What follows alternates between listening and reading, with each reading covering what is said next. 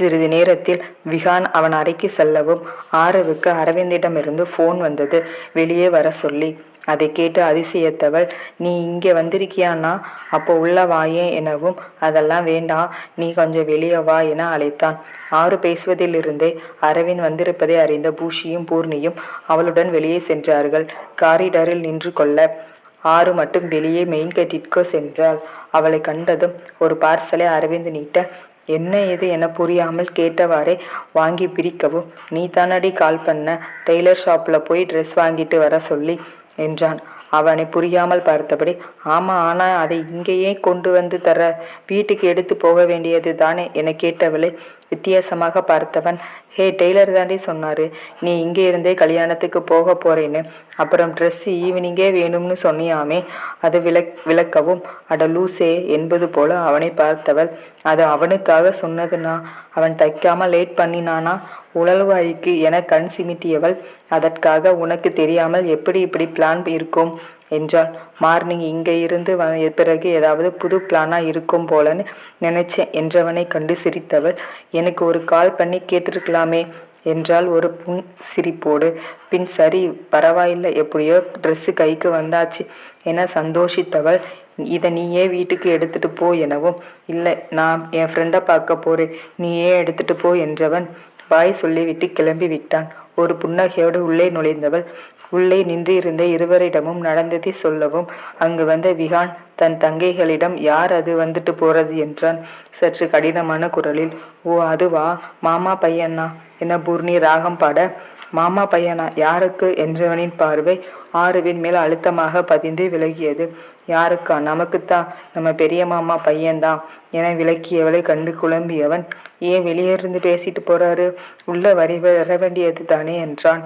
அது எப்படி உள்ளே வருவாரு, இங்கே இருக்கிற அத்தை பொண்ணுங்க அந்த விஸ்வாமித்திரரை மயக்கிட்டோம்னா அந்த பயம் என கிண்டலாக பூர்ணி கூற, ஏய், யாரை கிண்டல் பண்ணுற, அவ்வளவுதான் என பொங்கிய ஆறுவை கண்டவள், அச்சச்சோ, உன் பாசமலரை நாங்கள் எதுவும் சொல்லல தாயே, விட்டுட்டு கையெடுத்து கும்பிட்டு விட்டு உள்ளே ஓட அவளை விரட்டி கொண்டு ஓடினாள் ஆறு.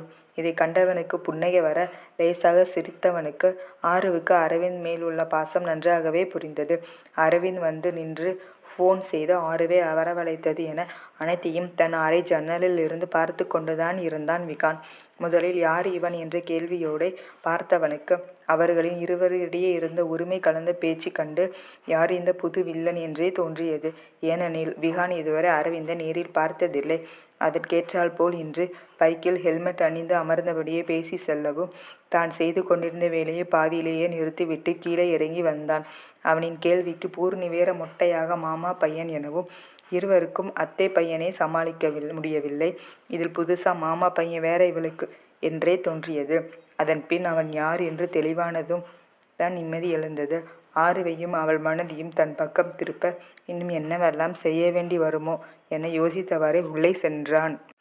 இரவு 10 மணி அளவில் வீடு திரும்ப தயாரானவர்களை டிரைவரோடு மனிதியை அனுப்ப முயல அவனை அழகாக கத்தரித்துவிட்டு தன்னோடு அழைத்து சென்றான் விகான்.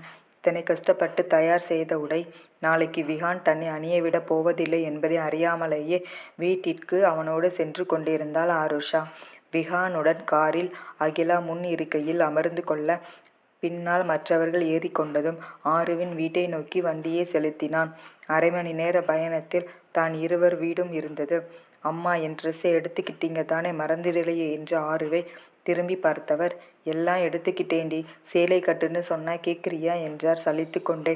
என்னது, சாரியா, விளையாடாதீங்கம்மா, 2 நாளாக இதே பாட்டை தான் பாடுறீங்க, நானும் இதே பதில தான் சொல்கிறேன், எனக்கு சாரி கட்ட தெரியாது என பதிலளித்தவளை முறைத்தவர், அதான் நாங்கள் இருக்கோம் இல்லை, கட்டிவிட மாட்டோமா என்றார். அச்சோ அம்மா, ப்ளீஸ் விட்டுடுங்க, நான் இதுவரை சாரி கட்டினதே இல்லை, ஒரு மாதிரி அன்கம்ஃபர்டபுளாக இருக்கும் என போலியாக கெஞ்சியவளை கண்டு தலையில் அடித்து கொண்டே அமைதியாகி விட்டார். ஆனால் இதையெல்லாம் கேட்டுக்கொண்டிருந்தவனின் மனமோ இதுவரை சேலை கட்டாதவளை கட்ட வைத்து அழகு பார்க்க நினைத்தது. எப்படி அதை செய்து முடிப்பது என்று மனதிற்குள் முடிவெடுத்தவன் பொங்கிய சிரிப்பை இதழுக்குள்ளேயே மறைத்து கொண்டான். காரில் ஏறியதிலிருந்து ரியர் வியூ வழியாக அவளையே ரசித்து கொண்டிருந்தவனுக்கு அவளின் கெஞ்சல், கொஞ்சல், கிண்டல் என ஒவ்வொன்றிற்கும் மாறு முகபாவனைகள் அவனை பித்து கொள்ள செய்து கொண்டிருந்தது. காரை யாரிடமும் வழி கேட்காமலேயே சரியாக செலுத்தியவனிடம் யாருக்கும் சந்தேகம் வரவே இல்லை. காரணம், அந்த அளவிற்கு அதை கவனித்து எவரும் பார்க்கும் நிலையில் இல்லாமல் அனைவரும் களைத்து போய் இருந்தனர். ஆதி ஒரு படி மேலே போய் ஆறுவல் மடியில் படுத்து தூங்கியே விட்டார். இரவு 10:30 மணி அளவில் இவர்களின் வீட்டு வாசலில் விஹான் காரை நிறுத்த, அங்கு அப்போதுதான் வந்து பைக்கை நிறுத்திய அரவிந்த் போனில் பேசி கொண்டு வண்டியில் அமர்ந்திருப்பது தெரிந்தது. தன் அருகே கார் வந்து நிற்பது தெரிந்து திரும்பியவன் அதிலிருந்து இறங்குபவர்களைக் கண்டு பேச்சை முடித்து கொண்டு அவர்களிடமிருந்த பைகளை வாங்கி கொண்டு இறங்க உதவினான். அப்போது கீழே இறங்கிய விஹானை அரவிந்திற்கு அகல்யா அறிமுகப்படுத்த, பரஸ்பரம் இருவரும் தங்களை அறிமுகப்படுத்தி கொண்டு இருவரும் பேச துவங்க அனைவரும் உள்ளே சென்றிருந்தனர். கிட்டத்தட்ட ஒரு 10 நிமிஷம் சென்றிருக்க, இறங்கி உள்ளே செல்லும் போது அனைவரும் விஹானிடம் சொல்லிவிட்டு செல்ல, ஆறு மட்டுமே அவன் இருந்த பக்கமாக கூட பார்க்காமல் சென்றிருந்தாள். அதை நினைத்து கொண்டே அரவிந்திடம் விடை பெற்று காரின் கதவை திறந்தவனின் பார்வை ஏக்கத்தோடு மெயின் கேட்டின் மீது பதிந்தது.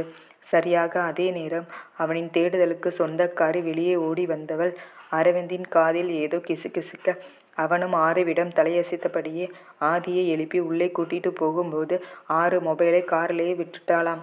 எடுத்துக்கட்டுமா என்றான் விஹானிடம். காரின் கதவை திறந்து கொண்டு விஹான் நிமிர்ந்து தன் முன் நின்றிருந்த அரவிந்திடம், தாராளமாக எடுத்துக்க சொல்லுங்க, நான் ஒன்றும் அப்படியே கடத்திட்டு போயிட மாட்டேன் என சிறு கிண்டலோடு கூறினான்.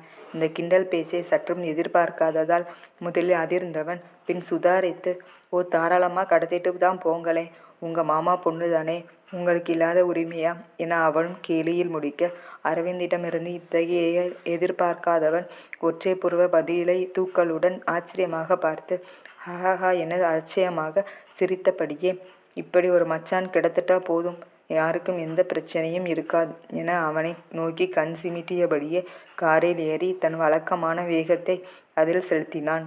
இவர்களின் கிண்டலுக்கு காரணமானவளோ இருவரையும் கொலைவெறியோடு முறைத்து கொண்டு நின்றிருந்தாள். பின் திரும்பி வீட்டிற்குள் செல்ல முற்பட்டவனை அரவிந்த், என்னடி மச்சான்னு சொல்லிட்டு போறான், நடக்குதா என்ன, அதற்கான ஏற்பாடுகள் என்றால் ஆறுவே ஆராய்ச்சி பார்வையில் பார்த்து கொண்டே. அதில் இன்னும் வெறியானவள், ஆமா, இப்போ அது ஒன்று தான் குறையுது, செம்ம வெறியில் இருக்கேன், ஏதாவது பேசின கடிச்சு வச்சிருவேன், ஓடி போயிரு பக்கி என்றாள். அவள் வார்த்தைகளில் மரியாதை தேர்ந்தது கண்டதுமே அவள் கோபத்தில் இருக்கிறாள் என தெரிந்து கொண்டவனு அதற்கு மேல் அவளை எதுவும் கேட்காமல் உள்ளே சென்றான். ஏனெனில் ஆறு மற்ற நேரங்களில் எந்த அளவிற்கு மரியாதை கொடுத்து அழைக்கிறாளோ அதற்கு நேர்மாறாக கோபம் வந்தால் மரியாதையை காற்றில் பறக்க விட்டு விடுவாள் என்பது அவளின் உடன் பிறந்தவனுக்கு நன்றாக தெரியுமே. அடுத்த நாள் காலை மீண்டும் மைதிலி வீடு செல்ல தயாரானவர்களை வெட்டவா குத்தவா என பார்த்து கொண்டிருந்தாள் ஆறு. அதற்கு காரணம், அவர்கள் மட்டும் செல்லாத அவளையும் அழைத்ததுதான். அங்கிருந்து அப்படியே மாலை ரிசப்ஷன் முடிந்து மறுநாள் காலையில் கல்யாணம் முடிந்து அதன் பிறகே வீடு திரும்ப பிளான் செய்திருந்தனர். நோ, நான் இங்கிருந்து ஈவினிங் ஃபங்க்ஷனுக்கு வர என மறுத்தவளை அழகாக மைத்திலியிடமும் அவரின் மகள்களிடமும் கோர்த்து விட்டு தங்கள் கடமை முடிந்தது என்பது போல தயாராகி நின்றிருந்தவர்களை கண்டு அவளால் முறைக்க மட்டுமே முடிந்தது. ஏனென்றால் அவளால் மைத்திலியை எதிர்த்து பேசவோ மறுத்து பேசவோ முடியாது. அவர் இவளின் மேல் வைத்துள்ள பாசம் அப்படி. சிறுவயதிலிருந்தே மைத்திலிக்கு ஆறு எப்போதுமே கொஞ்சம் ஸ்பெஷல் தான்.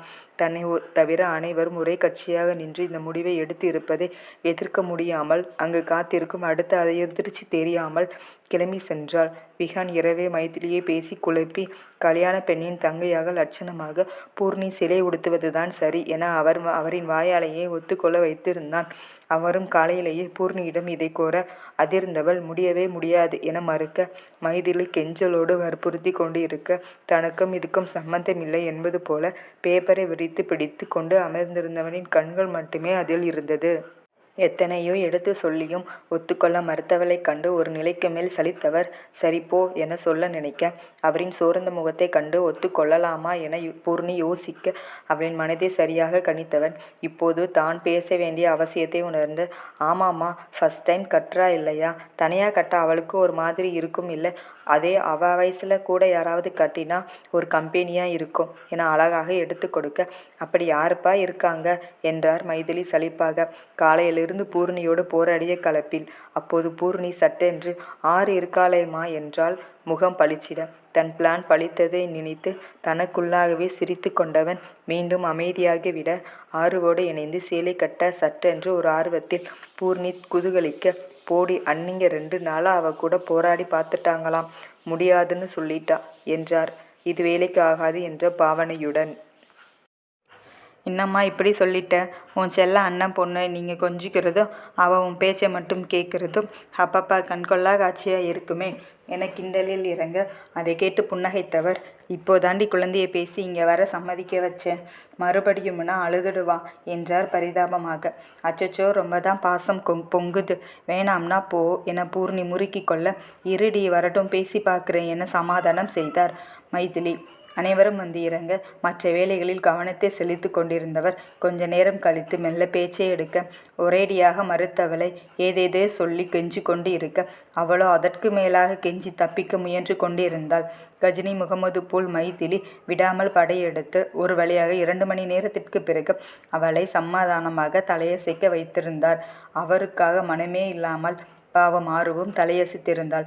ஆனால் இனி இப்படித்தான் அவன் நினைப்பதை தன் மூலம் நிறைவேற்றி கொள்ள தன்னை ஒவ்வொரு விஷயத்திலும் தலையசைக்க வைப்பான் என்று அவளுக்கு தெரியவில்லை. பாவம். இங்கே தலையசைத்து சம்மதித்தவள் மெல்ல பூர்ணியிடம், பூரி இன்னைக்கு ஈவினிங் ஃபங்க்ஷன், இனி எங்கிருந்து நம்ம சாரீ எடுத்து ஃப்ளவுஸ் ஸ்டிச் பண்ணி என வலிக்க அவளோ அதெல்லாம் ஒன்றும் ப்ராப்ளம் இல்லடி, அண்ணா கிட்ட சொன்னால் போதும் என்றாள் இலகுவாக.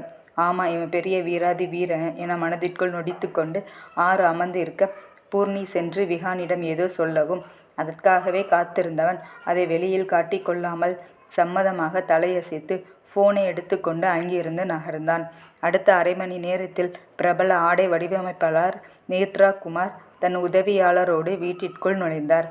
அவரை இதுவரை டிவியிலோ இல்லை ஏதாவது பத்திரிகை பேட்டிகளிலோ மட்டுமே பார்த்திருந்த ஆதியும் ஆருவும் வியந்து பார்த்திருக்க அவரோ விஹானிடம் பவ்யமாக பேசிக்கொண்டிருந்தார் என்பதை விட அவன் ஏதோ சொல்ல அதற்கு தலையசைத்து கொண்டிருந்தார்.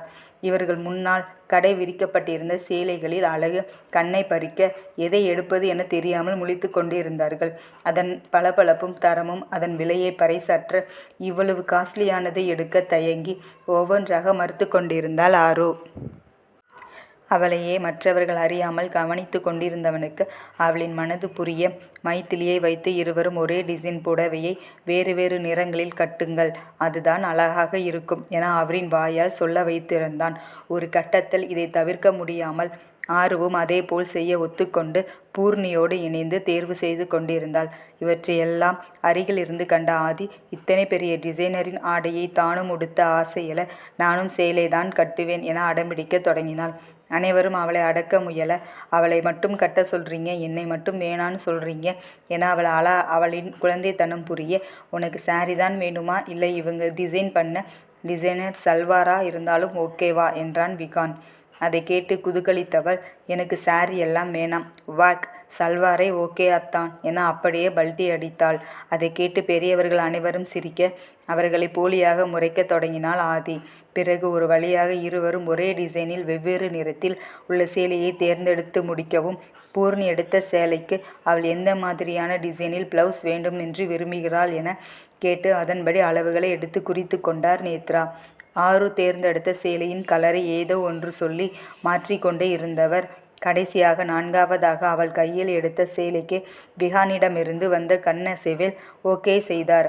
அதற்கு தகுந்தாற்போல் மேட்சிங் ஜுவல்லரி எல்லாம் அவரை கொண்டு வந்து இருக்க அனைத்து வேலைகளும் விரைவாகவே முடிந்தது. இன்னும் 2 மணி நேரத்தில் பிளவுஸ் தைத்து கொடுப்பதாக சொல்லி சென்றவர் அதே போல கொடுத்தும் விட்டார்.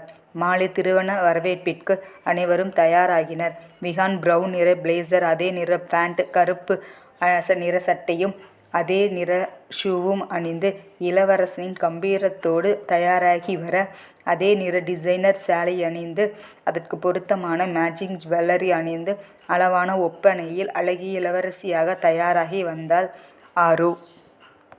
பூர்ணியும் அதே டிசைனில் பர்பிள் நிற சேலையில் தயாராகி வர, தங்கள் மகள்கள் முதல் முறையாக சேலையில் வந்ததில் அவர்களின் அழகில் தங்களை மறந்து ரசித்து கொண்டிருந்தவர்களின் கண்களுக்கு இந்த ஆடைகளின் நிற ஒற்றுமை படாமலேயே போனது. ஒருவரை தவிர கோலாகலமாக நடைபெற்று கொண்டிருந்தது திருமண வரவேற்பு. இருவருமே பெரிய இடத்தை சேர்ந்தவர்கள் என்பதால் கூட்டம் நிரம்பி வழிந்தது.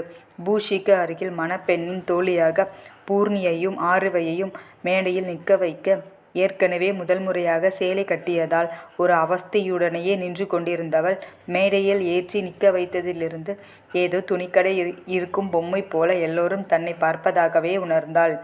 தனக்கு இது எப்படி இருக்கிறது என ஒவ்வொருவரிடமும் கேட்டுக்கொண்டிருந்தாள். அனைவரும் அழகாக இருப்பதாகவே சொன்னாலும் ஏனோ ஒரு தயக்கமும் இது சரியாக பொருந்தவில்லையோ என்ற எண்ணமே ஓடிக்கொண்டிருந்தது.